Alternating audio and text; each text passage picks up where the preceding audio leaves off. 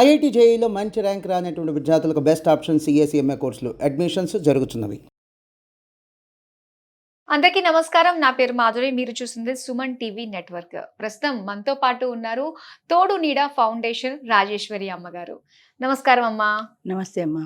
అమ్మ, నిజంగా మనకి అహ్మదాబాద్ లో అవును, ఘోర ప్రమాదం, ఫ్లైట్ ఫ్లైట్ క్రాష్ అయిపోయింది. అవును అసలు మొత్తం స్పాట్ డెడ్ అవును, ఒక్క ఆయన మాత్రమే బతికాడు, మిగతా అందరూ చనిపోయారు. అని చెప్పి నిజంగా అతనికి ఎంత కర్మ ఆయుర్దాయం మిగిలి ఉంది. ఉందో, ఇంకా ఆయుర్దాయం ఉందనే చెప్పాలి. అవును, అవును. సో ఇలాంటివి విపత్తులు జరుగుతున్నప్పుడు నిజంగా మనిషిగా మనం ఏ విధంగా రెడీగా ఉండాలమ్మా? మన ఫ్యామిలీ గురించి, మన వెనకున్న వాళ్ళ గురించి అవును. కూడా మనం ఆలోచించాల్సిందే. అవును, అవును. ఎప్పుడు ఏమవుద్దో తెలియదు. బయటకు అవును. వెళ్ళిన మనిషి తిరిగి వస్తాడన్న ఇంటికి గ్యారెంటీ వచ్చేదాకా నమ్మకం లేదు. అవును, లేని పరిస్థితుల్లో మనం ఉన్నాము. అవును, అవును. ఇలాంటి టైంలో మనం ఒక రక్షణగా మన మన ఫ్యామిలీ కూడా ఒక ప్రొటెక్ట్ చేయడానికి ఏ విధంగా మనం సన్నాహాలు చేసుకుని రెడీగా ఉంచుకోవాలంటారు అసలు?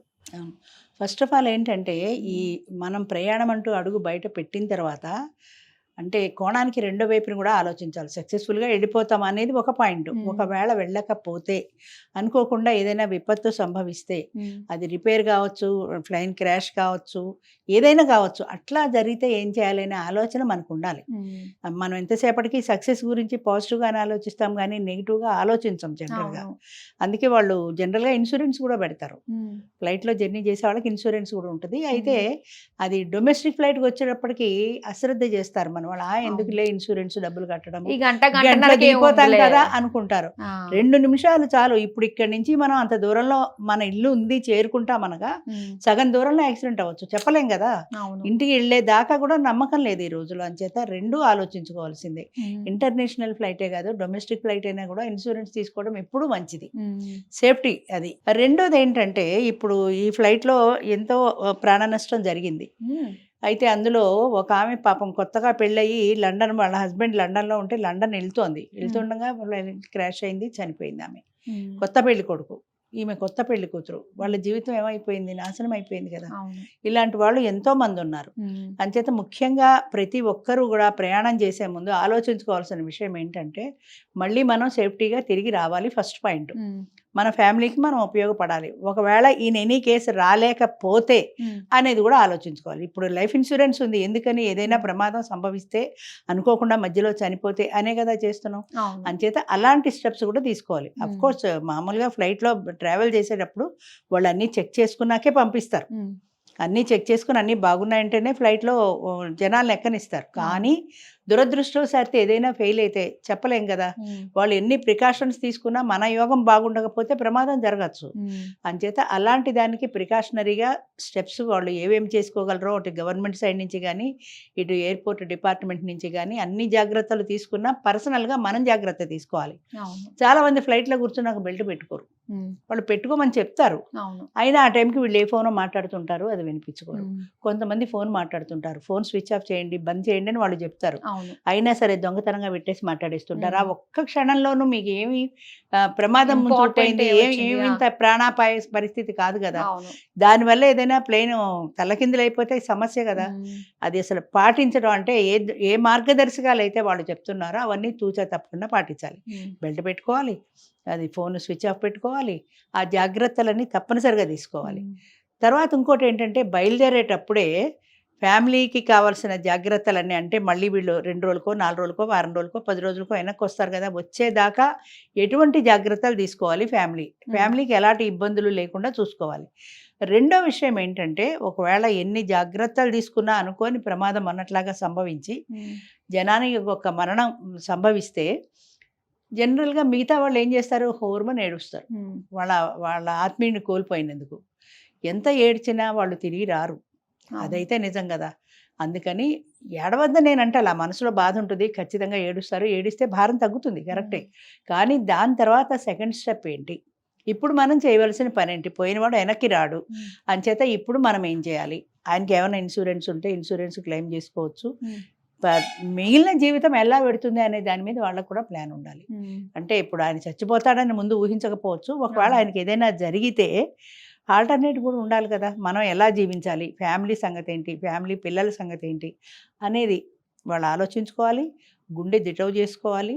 నెక్స్ట్ ఫర్దర్ స్టెప్ ఎలా తీసుకోవాలనేది వాళ్ళు పాజిటివ్గా ఆలోచించుకుని ముందుకు సాగాల్సిందే తప్ప ఈ మనిషి పోయాడని ఎన్ని సంవత్సరాలు కూర్చొని ఏడ్చినా వాళ్ళ ప్రాబ్లమ్స్ సాల్వ్ కావు.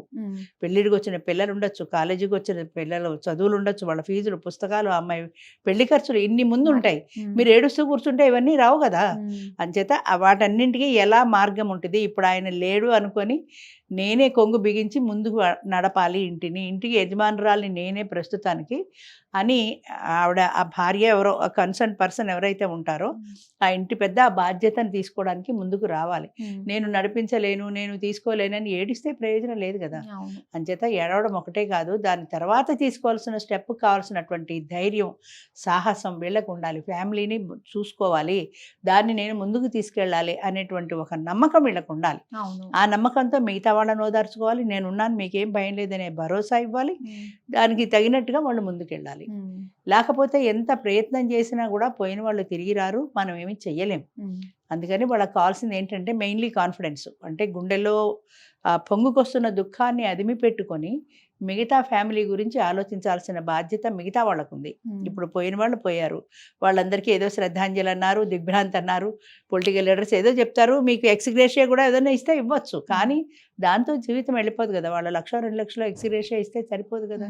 అందుకని జీవితం ముందుకు వెళ్ళడానికి కావాల్సినటువంటి ప్లాన్ తప్పనిసరిగా వాళ్ళు చేసుకోవాలి. వాళ్ళ గుండె దిటోపరుచుకోవాలి. వాళ్ళ ఫ్యామిలీని ఎలా ముందుకు తీసుకెళ్ళాలి అనే విషయంలో ఆలోచిస్తేనే ఆ పోయినవాడి ఆత్మ కూడా ఎక్కడున్నా శాంతిస్తుందని అనుకోవాలి. ఎందుకంటే అర్ధాంతరంగా పోయినవాడికి ఏమవుతుందో తెలియదు. అయ్యో నేను చెప్పా చేయకుండా నేను పోతున్నానని తెలియదు, నా వాళ్ళందరూ ఏమైపోతారనే బాధ ఆయనకి ఉంటుంది కదా. అంచేత ఆ ఆత్మ కూడా శాంతిస్తుంది అని అనుకోవాలి. దాని ద్వారా ఏంటంటే వాళ్ళు ఒక ధైర్యంతో ముందుకు తీసుకెళ్ళగలిగిన కాన్ఫిడెన్స్ వాళ్ళకి రావాలి. అది అలానే ఏంటంటే చాలా మంది మీరు అన్నట్టుగానే ఎక్కడ వేలు పెట్టి కొనుక్కున్న దానికి ఒక 100లో మనకి ఇన్సూరెన్స్ చేసుకోవడానికి బాధపడుతూ కొంతమంది బయట కూడా అసలు చాలా మంది హెల్త్ ఇన్సూరెన్స్ లేని వాళ్ళు కూడా ఎంతో మంది ఉన్నారు. అవును, ఎందుకు ఇప్పుడు బాగానే ఉన్నాను కదా, ఎందుకు లేని నష్టం అనుకుంటారు. మీరే డబ్బు కడుతున్నారు, మీరు కట్టిన డబ్బు మీకు వస్తుంది, జాగ్రత్త పడుతున్నారు, అందులో నష్టమేం లేదు కదా. మీరు ₹1,00,000 కడితే మీకు 3 లక్షలు వస్తుంది అంటే 2 లక్షలు ఇన్సూరెన్స్ కంపెనీ ఇస్తుంది కదా. అంచేత ఈ కట్టిన 1,00,000 కాక మీకు ఎక్స్ట్రా వస్తుంది అని ఆలోచించుకోవాలి. కానీ ఇప్పుడు నాకు ₹1,00,000 ఇన్వెస్ట్మెంట్ ఎందుకు లే అనుకుంటారు. అంటే ఫైనాన్షియల్గా వెల్ ఆఫ్ కాని వాళ్ళు, కట్టుకోలేని స్తోమత లేని వాళ్ళు ఒక పక్కన అయితే, ఉన్నవాళ్ళు కూడా ఇదంతా వేస్ట్ అనుకుంటారు. ఇప్పుడు చూడండి, మన ప్యాకేజీలు ఉంటాయి ప్రతి సంవత్సరము కూడా. జనరల్గా వాళ్ళు డాక్టర్స్ ప్యాకేజీల్లో అన్ని రకాల టెస్టులు చేస్తూ ఉంటారు. అవి చాలా మంది చేయించుకోరు, చాలా మంది చేయించుకుంటారు, అలాగే చాలా మంది చేయించుకోరు కూడా. ఎందుకని?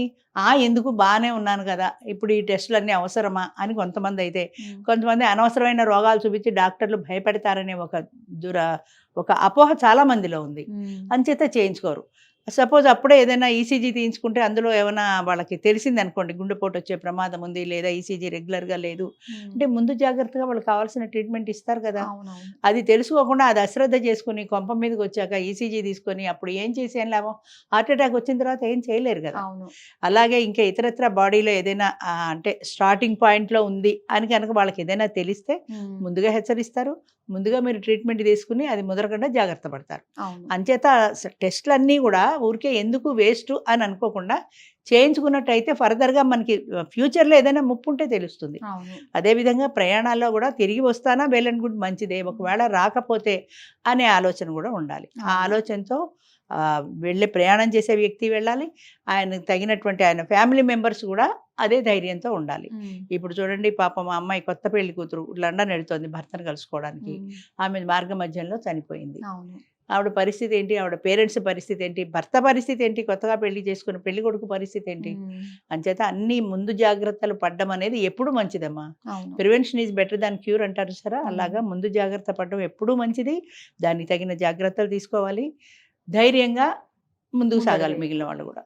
అలానే ఇక్కడ జీవితం అంటే మనతోటే వెళ్ళిపోదు, మన చుట్టూ ఉన్న వాళ్ళకు కూడా మనం చూసుకునే బాధ్యత మనలో ఉంటుంది కాబట్టి అడుగు వేసేటప్పుడు చాలా జాగ్రత్తగా, నేను లేకపోతే నా వాళ్ళ పరిస్థితి ఏంటి అని ఆలోచించుకోవాలి. ఇన్సూరెన్స్ కూడా అందుకే, లైఫ్ ఇన్సూరెన్స్ కూడా అందుకే కదా, మధ్యలో అనుకోకుండా నాకు ఏదైనా అయితే నా వాళ్ళ పరిస్థితి ఏంటి అనే కదా చేస్తారు. చాలా మంది చేయరు కూడా అది. ఎందుకు డబ్బులు దండగాని, నువ్వు డబ్బు అక్కడ మదుపు పెట్టుకుంటున్నావు, జాగ్రత్త పెట్టుకుంటున్నాననే నమ్మకంతో ముందుకు వెళ్ళాలి, డబ్బులు దండగా అనుకోకూడదు. నిజంగా ఇప్పుడు తెలిసి వచ్చిందమ్మా, అసలు ఇలాంటి ఇన్సూరెన్స్ ఖచ్చితంగా ఉండాల్సిందే అని చెప్పేసి. అవును, అలా So- ఇన్సూరెన్స్ ఉంటే కొంతవరకు సేవ్ అవుతారు కనీసం. అవునవును. పర్మనెంట్ సొల్యూషన్ కాకపోయినా మనిషి లేని At least లోటుని ఎలా అది అది కనీసం ఫైనాన్షియల్ గా మీకుండే ఇబ్బందులు గట్టెక్కుతారు కదా, అవును, అది మర్చిపోకూడదు ఎప్పుడు కూడా. నిజంగానే. సో దీని వల్ల ఏంటంటే ఒకసారి అందరికీ కూడా ఖచ్చితంగా ఇన్సూరెన్స్లకి హెల్త్ ఇన్సూరెన్స్లకి దాని యొక్క వాల్యూ తప్పనిసరిగా గురించి చెప్పాలి. మీరు ఈ విధంగా మాకు తెలియచేసినందుకు చాలా సంతోషం. ధన్యవాదాలు. Thank you.